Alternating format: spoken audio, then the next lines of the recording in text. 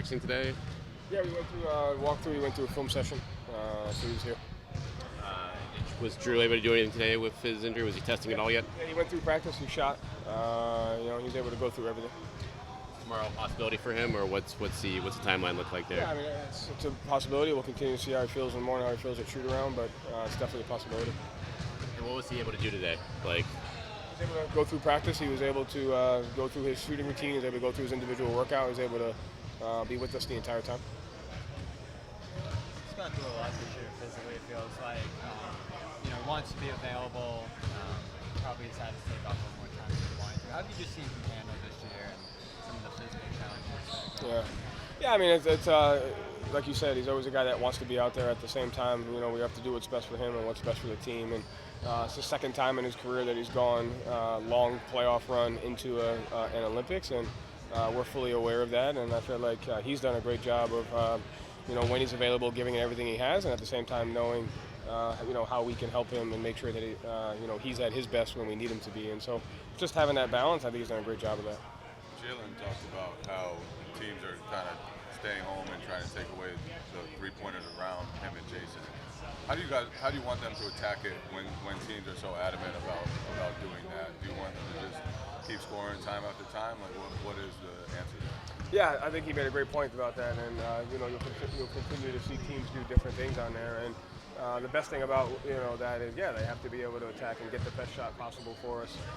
Those guys have to be great for us. That's what they do. They've done it in the past, and they'll continue to do that. At the same time, we can be better as a team at when we can get stops, get out and run in transition, get offensive rebounds. So all that does is just test the margins even more. The things that we have to be great at: your pace, your defense, getting to the free throw line. At the same time, when the game calls for those guys to be at their best, they got to do it. Yeah, you said when the teams are taking away your three-pointers, your defense has to adjust. Yeah. What did you mean by that? What do you have to change about your defense during this? Well, everything just depends on time and score, right? Are we winning? Are we not winning? What's the flow of the game? What are the coverages? What are our lineups? And so you just have to, we always talk about the connections of your defense impacts your offense impacts your defense, so making sure that those things match. But in situations like that, we'll continue to make sure that we put those two in the best position to be able to make plays for us, and they take pride in that. At the same time, knowing you saw in the Denver game what Derek was able to do at the end of the game, close the game out for us. We have the ability to have other guys do that as well, and so it's a balance, and you have to do both of those things. But it also starts from your defense into your pace and into your offensive rebounding. Running more of the double bigs, what growth have you seen from Nimi in that, and what does he add in those things? Yeah, I mean, he just gives us another layer of rim protection, another layer of offensive rebounding, and a layer of switchability defensively. And he's done a good job of being able to defend guys. He's done a great job of offensive rebounding. He made some big-time plays for us in that Denver game playing alongside Al. So just continuing to grow in our coverages and then our offensive execution when he's out there. What's the plan in terms of like the last 20 games, rest against rust, winning, all of the kind of the game plan to prepare for the postseason, but also, the East is starting to shape up and all that with the seeding. How do you kind of attack the last quarter of the season? Yeah, the most important thing is winning, and the second most important thing is making sure our guys are healthy. So, to me, it's how do we put ourselves in position to win every night, and I think our guys know the ownership of that, regardless of who's in, who's out. There's an expectation to deliver, there's an expectation to win, so we want to continue to do that. And there's things that we can continue to get better at, on both ends of the floor as far as our execution, continue to work that.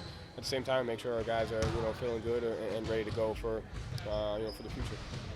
What stood out about Miles Norris that made you want to add him to the roster as a two-way player? His length, his athleticism, showing a decent ability to shoot the basketball. He played with Peyton 1 year at Oregon, so we kind of know about him. And, just those things that play into that. And then, obviously the ceiling of, can we help him grow? You said you played with Peyton. Is that like a conversation with Peyton happens as he's coming up as a name? And, kind of what do you know about him? What do you remember about him? Not necessarily, but, if you know guys that know other guys and they can vouch for them, how they are, especially in the locker room, where they are outside of the court, what they could do, that definitely helps. His ability to create space on drives, on three-pointers, even like that. Can you kind of explain what you see with his ability to kind of get to his shot despite being smaller? Yeah, that's where he can, when we talk about scoring at all three levels, that's where he has the ability to do that. He has a catch and shoot three, but he can get a pick and roll three by creating space, whether it's versus, different coverages.